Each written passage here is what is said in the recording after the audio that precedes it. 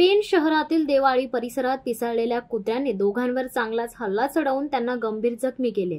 यात एका पुरुषाच्या हाताला गंभीर जखम्या झाल्यात तर महिलेच्या पायाचे लचके तोडल्याने महिला जखमी झाली। इतरही अनेक जणांना कुत्र्यांनी चावा घेतलाय। सर्व जखमींवर पेण उपजिल्हा रुग्णालयात उपचारार्थ दाखल करण्यात आले असून रोज मरे त्याला कोण रडे अशी अवस्था पेणच्या नागरिकांची झाली। मात्र स्थानिक लोकप्रतिनिधी तसेच अधिकाऱ्यांचे दुर्लक्ष होत असल्याच्या संतप्त भावना नागरिकांकडून व्यक्त करण्यात येत आहेत। नगरपालिकेने तसेच लोकप्रतिनिधींनी पेण शहरासह तालुक्यात वाढत जाणाऱ्या कुत्र्यांच्या संख्येबाबत लवकरात लवकर उपाययोजना करावी अशी मागणी पेणकर करत आहेत। शिवसत्ता टाइम्ससाठी देवा पेरवी, पेण।